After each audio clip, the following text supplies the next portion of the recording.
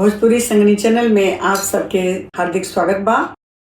पियरी पहिने मोरी ननदी त मोरे घर आवेली, मोरे घर आवेली।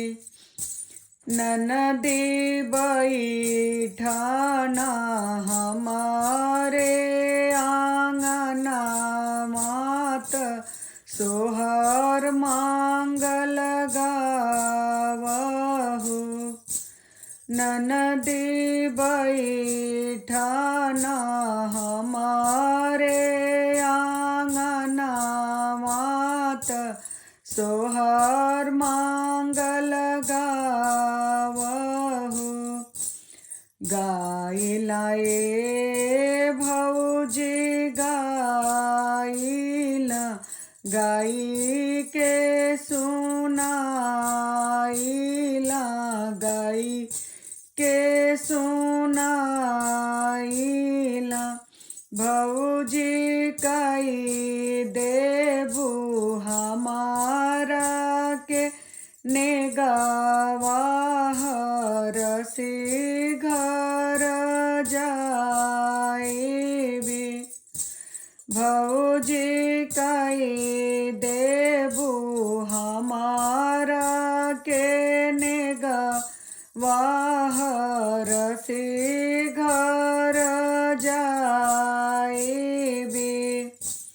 हमके तू दिहा भौजी झुमकात हाथ के कंगना मात, हाथ के कंगना हो।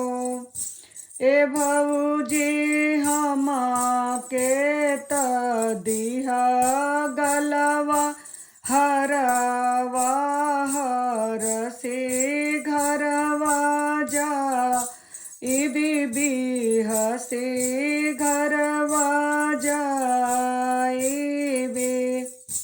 ए भौजी हमके त दिहा गलवा हरवा हरसी घरवा जाइब हसी घरवा जाइबे।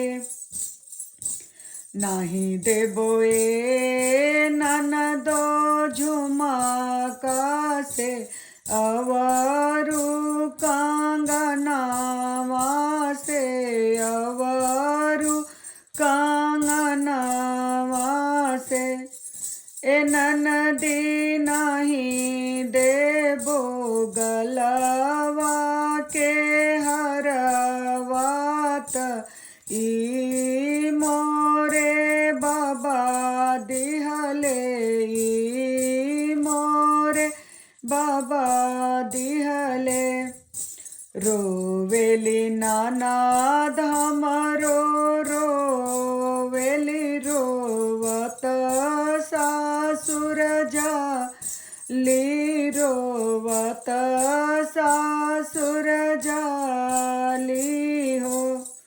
नाही दिहली भौजी हमके नेगवारो वत सासुर गईली, रोवत सासुर गईली हो। डोली चढ़ी जाली भौजियात ननदी के मनावेली, ननदी के मनावेली। ननदी चलना हमारो आंगना सोहर मांगल गावहु, सोहर गीत गावहु। भूल चूक माफ करहु, भूल चूक माफ करहु।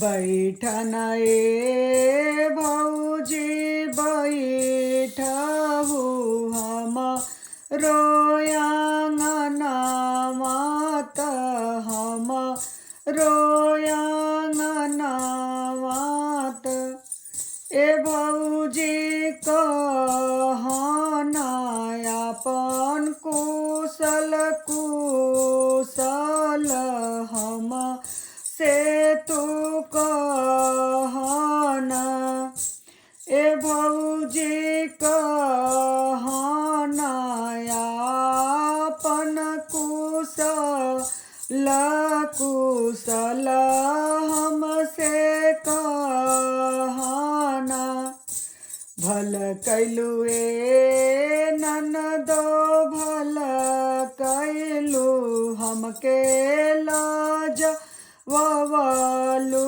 तू हमके लाज ववालू हो ए हंसेली गो तीन दया दिन त यही चली आईली त चली आईली भल कैलू ए भौजी भल कैलू हम के लिया मानैलू हम के लिया मानैलू ए भौजी राखेलू हमरो मारी यादवात हमके खुश कैलू त हमके खुश कैलू